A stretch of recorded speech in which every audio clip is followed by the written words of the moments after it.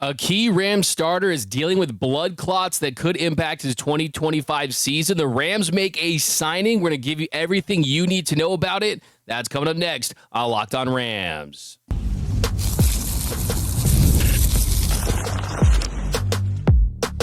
You are Locked On Rams, your daily Los Angeles Rams podcast. Part of the Locked On Podcast Network, your team every day. What is up, Ramily, and welcome to another episode of Locked On Rams, your daily podcast covering your Los Angeles Rams. Free and available wherever your podcast. Locked On Rams, part of Locked On Podcast Network, your team every day. We're also available over on YouTube, so if you haven't yet, do me a huge favor. Join the party, hit the subscribe button, hit the notification bell, and if you really want to support the show, hit the like button. For the podcast listeners, we love you. Hit that review, and we'll read it on the show.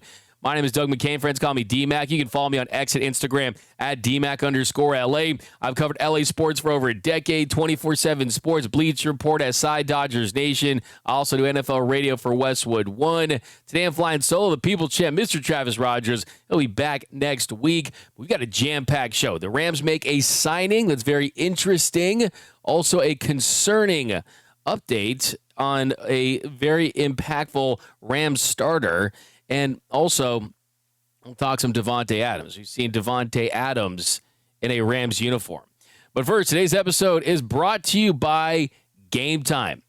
Download the Gametime app, create an account, and use code LOCKEDONNFL for $20 off your first purchase. But we're going to start with some news that came out just a few minutes ago, and that is that the Rams' starting left tackle, Alaric Jackson, is dealing with blood clots that could impact his 2025 season.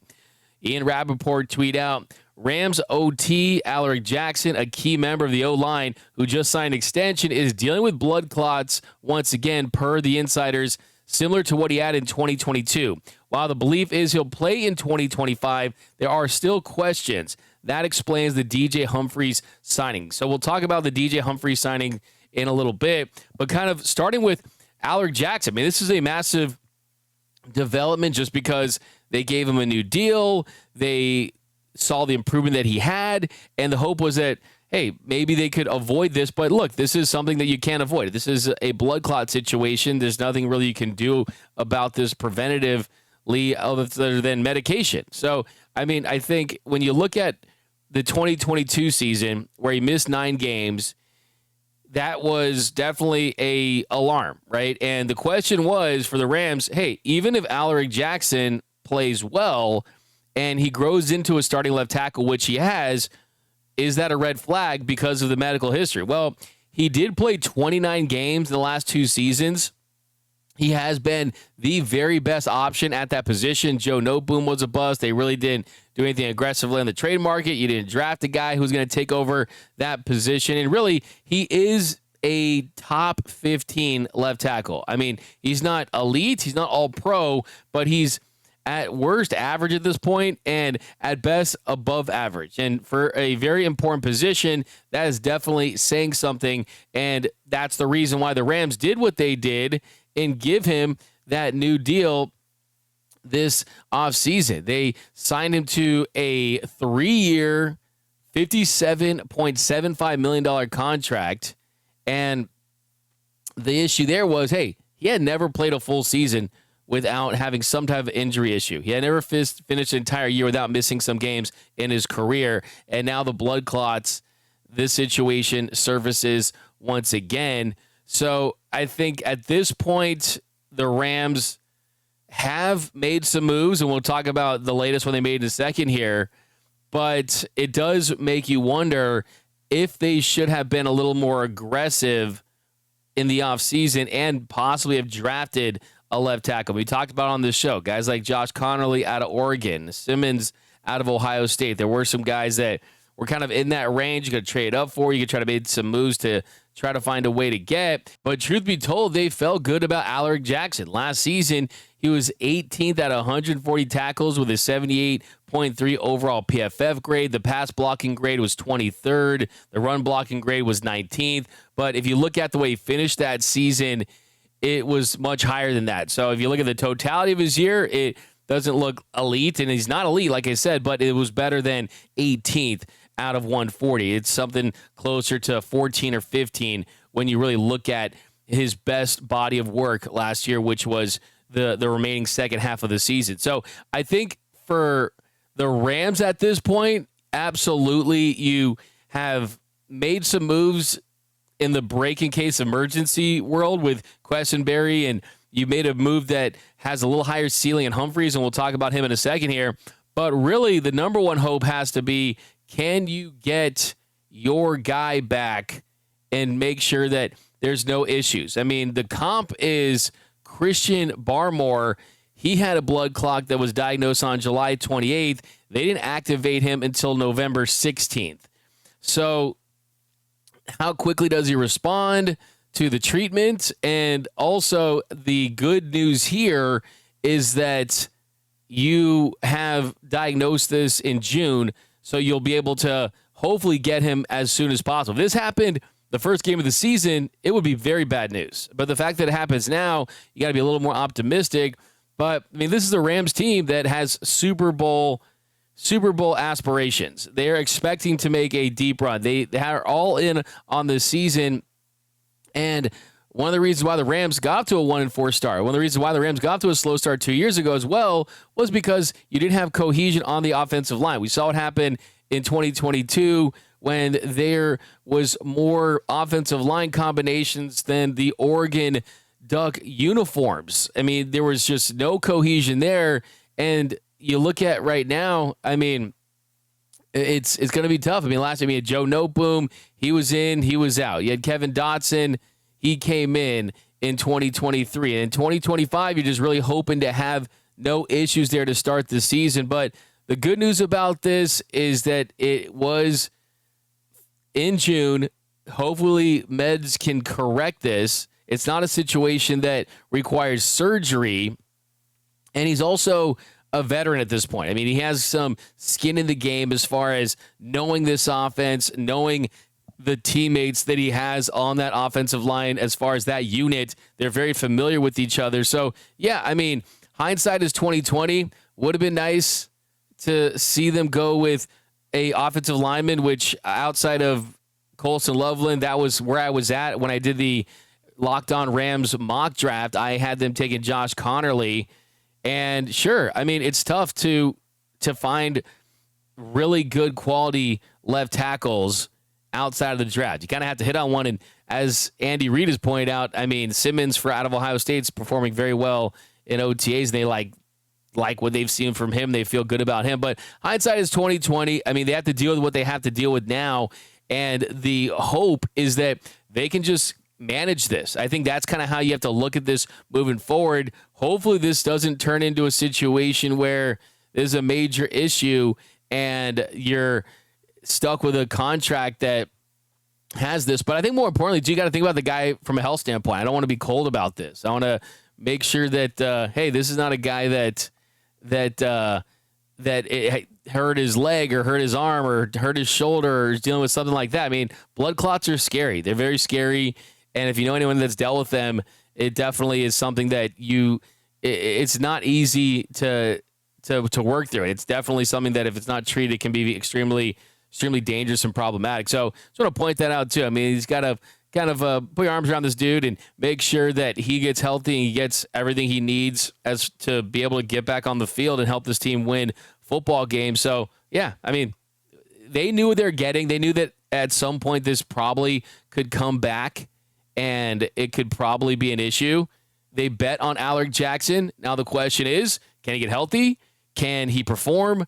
Can they avoid this as much as possible moving forward? But the good news is the Rams aren't just sitting around. They're not just hoping, because hope is not a strategy. You can't use that hopium.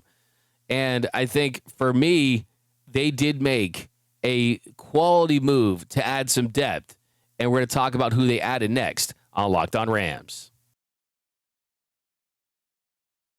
And a reminder that today's episode of Locked On Rams is brought to you by Gametime. There's nothing like the NBA playoffs, the intensity, the buzzer beaters, the fans losing their minds. It's the kind of atmosphere you must experience live, and this year's matchups are already delivering. If you want in, Gametime makes it fast and easy to get seats, even for the biggest playoff games.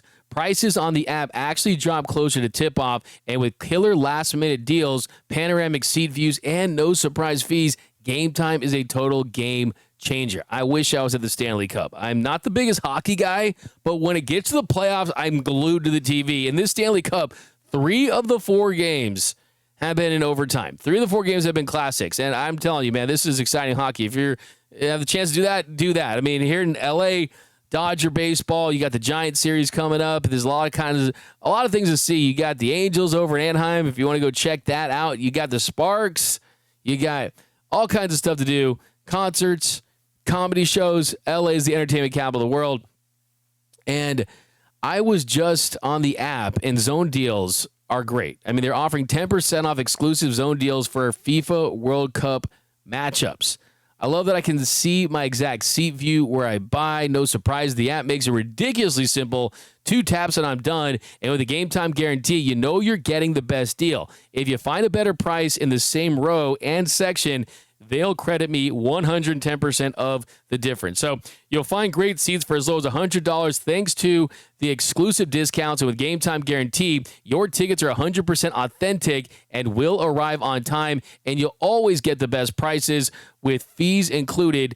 So what you see is what you pay. And if you use Gametime to grab NFL seats now, this is the time. It's a seriously a great deal. It's a serious game day upgrade. So take the guesswork out of buying tickets with Gametime. Download the Gametime app, create an account, and use code LOCKEDONNFL for $20 off your first purchase. Terms apply. Again, create an account and redeem code LOCKEDONNFL, LOCKEDON NFL for $20 off. Download the Gametime app today. Last minute tickets, lowest price guaranteed. And we are off and running here on Locked On Rams. Thank you for making Locked On Rams your first listen every single weekday. Free and available wherever you get your podcast. Locked On Rams, part of Locked On Podcast Network. Your team every day, or I guess it's 3 days in June. So we'll be back to 5 days a week. And we're going to sprinkle some more episodes here in June, too, starting next week. Got some interviews on the way. So definitely be on the lookout for that. But also a shout out to those everyday listeners, every episode listeners, every time we drop a video, every time we drop a podcast. You guys are watching and listening, and you guys are the reason why the show is what it is. So, hey, news is happening. Season's coming. If you're new to the channel, we know there's a lot of new viewers, new subscribers. Join the Everyday Listeners Club. That way you won't miss a thing about your Los Angeles Rams. Okay, so with the news of Alaric Jackson, the Rams, they made a signing, and they picked up DJ Humphries. So DJ Humphries, the veteran offensive lineman, is now a Los Angeles Ram. And yes, this is a move because of Alaric Jackson's health scare. And this is interesting because we learned of the Alaric Jackson news after the signing. So now it makes a lot more sense. He's someone that is a viable backup option to Alaric Jackson if he becomes unavailable and has to miss some time at any point. So this is a smart decision by the Rams, because the longer they waited, if anything were to occur, you're not going to have as many options, and you're going to have to wait for guys that got cut, guys that have issues. And anytime, look, I mean, Humphrey's not the perfect player or anything like that, but he wasn't going to be around before the season, and that just wasn't going to be an option. So being a little proactive on this, I think, was the move, and you could do worse. You definitely could do worse. And is he an insurance policy? A little bit, but I also think, too, like we saw and with the trade to Kevin Dotson, I'm not comparing to Kevin Dotson or anything, but the Rams aren't going to bring people into this organization that they don't think can serve a role or be additive in some capacity. And Humphries certainly has the possibility of being that guy. And just kind of looking at him as a player, going all the way back to when he was a first-round pick by the Arizona Cardinals back in 2016, he was really foundational for a while. I mean, he was with them until 2023, and then last year he played in just 2 games for the Kansas City Chiefs. So with the issues to the starter of Alaric Jackson. And also, look, Rob Havenstein is an older player too. He can provide some depth. And the Rams' number one priority this season, and the biggest reason why they will or will not win the Super Bowl, is the health of Matthew Stafford and the production of Matthew Stafford. And priority number one has to always be keeping Stafford clean, keeping him vertical, avoiding additional hits, keep those ribs off limits. Don't want to deal with anything related to that. So they know that. They know that you have to make sure that you're doing everything that you possibly can to do that in any capacity. And I think with Humphries, you're getting a guy that he has veteran upside. He has a chip on his shoulder because he wants to get back to being the player that he once was.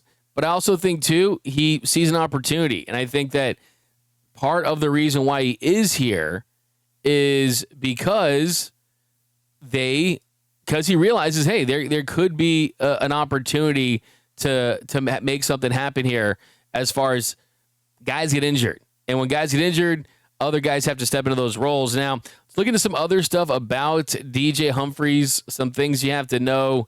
I mean, this guy, he was one of the most highly touted college recruits in a long time. And when he was in the high school recruiting, I used to cover high school recruiting for 24/7. He was the number one offensive tackle out of high school from Charlotte, North Carolina, Mallard Creek High School. He was a athletic dude. He was a basketball player as well. Just a lot of tools, and everyone thought this was the next coming. This was the guy that was going to be a perennial All-Pro. He goes to Florida and comes out of Florida as a first-round pick, was the 24th pick in the 2015 NFL Draft. And he did make the Pro Bowl in 2021. And that year, it was pretty apparent that, hey, this is going to be a guy that can hold down this position for the foreseeable future for that team. Unfortunately, though, dealt with some injuries, kind of fell off a little bit, and hasn't really been the same guy that he was. And the interesting thing about this, too, is that he had agreed to a contract with the 49ers back in April, but he never signed that deal.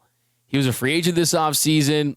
His contract with the Chiefs had been long expired, and it looked like he was signing with the 49ers. He agreed to a one-year deal with San Francisco back in April, did not sign that deal.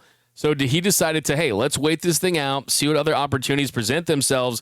And now he is back with an organization that is in the NFC West, where he's familiar with, that has a role for him. And look, for the most part throughout his career, he's been solid. 2024 was a down year. And you look at his PFF grade, it was at 62.5. It was the first time in his career that he was graded out as a below average offensive lineman. But you look at some of his best seasons. I mean, 2020, he allowed 3 sacks in 695 snaps. He had a 88.3 grade from PFF. So his highs have been really high, and for the most part, he has been pretty consistent. He's had an average grade every single year that he has gone significant time outside of last season. Last season, you have to look at it with a grain of salt a little bit just because he played just 92 snaps. So I think they need to get him into their building, evaluate some things, see where the issues were last season, because he's just 31 years old. So there is a world where he can still help this team in a lot of different ways. So I think this is a really good signing. I think this is the perfect depth piece for what they need right now, and someone that does have some upside and a track record of being consistent. So I like the signing, and we'll talk more about him next, and Davante Adams. And welcome back to Locked On Rams. Thank you for making Locked On Rams your first listen every single weekday. Free and available wherever you get your podcasts. Locked On Rams, part of the Locked On Podcast Network, your team every day. Okay, here in our third segment, we're talking some Tay. Davante Adams did some videos, did some content for the Rams in his full uniform. I recommend going to Rams Twitter, Instagram to check that out, because it'll get you excited about the receiver that is hopefully going to make a massive impact for this team. And I think the first big reason why you should be even more encouraged than you've ever been about Davante Adams is just the things that are coming out of OTAs, whether it be Puka Nacua or Sean McVay singing his praises, the fact that he's hopefully going to take him to another level, Puka Nacua, just because of being around him, showing him these little nuances of the game that he can improve upon. So he's kind of become this de facto coach out there while also inspiring his teammates with his work ethic. And you're getting the happy version of Davante Adams. Never underestimate what a player looks like when they're happy. I mean, it sounds so simple, right? But, I mean, it's like you go to your job and you're not happy with everything. You think you should be making more money, or you're mad that your boss is mad at you, whatever it may be. You don't like your coworkers, whatever it is, right? It's like if there's that like little, hey, I'm not happy, it's like it kind of, you internalize it, it kind of wears on you a little bit. And then you kind of get to a new gig or whatever it may be. You're like, oh, this is awesome. This is great. And you don't realize how bad it was at the place before, right? I mean, people, microwaving fish, you know what I mean? Or cooking salmon in the oven or whatever it may be. Those things that I've done, actually. But you just don't know what it's like at the new place until you have experienced kind of the bad, right? And he's been on winning teams, with winning cultures like the Packers, and he goes to the Raiders and the Jets, and that wasn't the case. I mean, there was a story last year where Davante Adams, he goes to New York. He didn't like how things were going, the work ethic, the way people were going about their business, and he gave a passionate speech to that locker room. And Aaron Rodgers said that was the most passionate speech he'd ever heard. So this is a guy that does not tolerate lack of effort and going about doing things the right way. And the thing that he has said so far about the Rams is that there isn't this dark cloud over the organization. Davante Adams has said a lot of positive things about this organization so far. And he said, quote, "It's been exactly what I've needed. I'm feeling rejuvenated. Everybody's in a good mood. It's not like a dark cloud over the building. And I've experienced that quite a bit over the last few years." So the atmosphere, the overall vibe of the Rams is all about winning. And that's what he's used to when he's been at his best. The Packers won 13 games in each of his last 3 years when he was in Green Bay with Aaron Rodgers. And that is the culture that he was hoping to get with the Raiders and the Jets as a kind of last-ditch effort to make him and Rodgers work out again, but it didn't work. And one of the reasons why he chose the Rams, Davante Adams said, well, first I've got to make sure it's not me. So we're going to get over there and see if it gets dysfunctional, it means that I was the one making those organizations dysfunctional. So there's a little bit of, hey, if it stinks everywhere, you're the one who stinks. And I don't think Davante Adams stinks. I think it was the places where he was at. Dysfunctional organizations that weren't buttoned up, that didn't have the right pieces in place, the right leadership from ownership all the way down. And I think that, of course, is one thing I think the Rams have as good as any organization. I think there's other organizations that are built up like the Rams that have strong ownership and strong coaching, and the Chiefs come to mind and teams like that. The Eagles come to mind, teams like that. Oh, those are teams that compete for Super Bowls, that are in Super Bowls. And the Rams are right there in that category with great coaching and ownership, and Stan Kroenke down to Les Snead, down to Sean McVay, and then hiring the right people and letting them cook.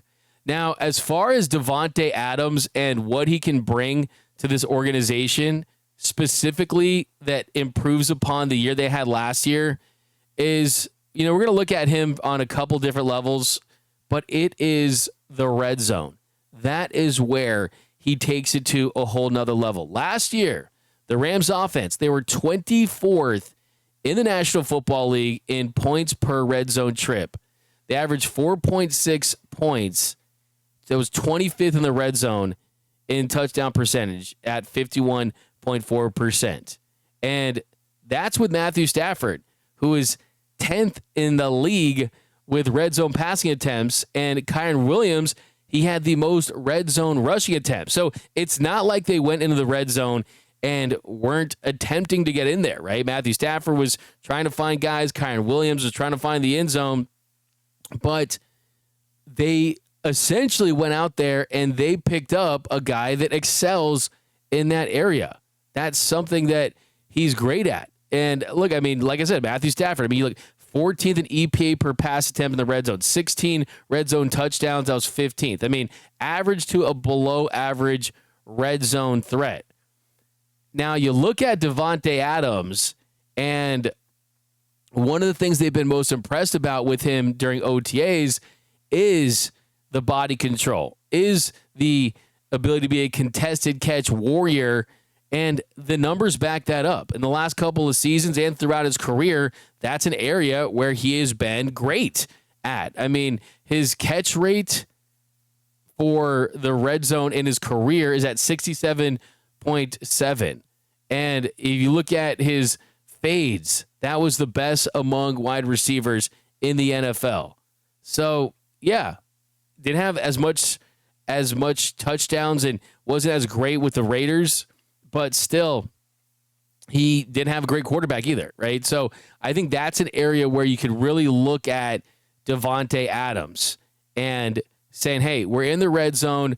We can find a way to get him the football, because Cooper Kupp, he dropped off significantly. I mean, he had 10 red zone targets last season. That's it.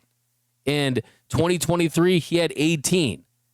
I mean, when Kupp was at the peak of his powers, he was catching 72.7% of his targets in the red zone, had 4 touchdowns in that stretch. When he won the Triple Crown in 2021, he had 26 red zone catches, 13 for TDs.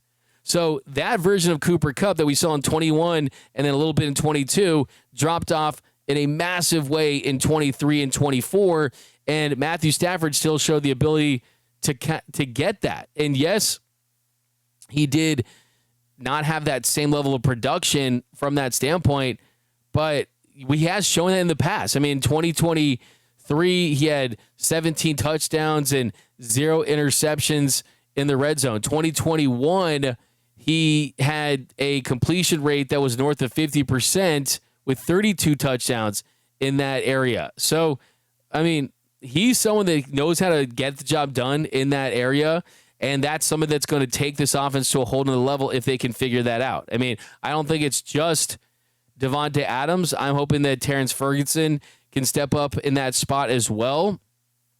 And that's an area that you got 2 options now. And then Puka Nacua is still someone that you can feel good about as well. Then Kyron Williams kind of being that bowling ball as well. And I think you can see some Blake Corum too. So if the Rams offense is going to take the next step, and that is going from great to elite, and I mean, good to great to elite. I mean, let's be honest. I mean, there were some stretches last year. They scored 19, 20 points a game. You weren't blowing teams out, and they really never really kind of did that. That wasn't their identity.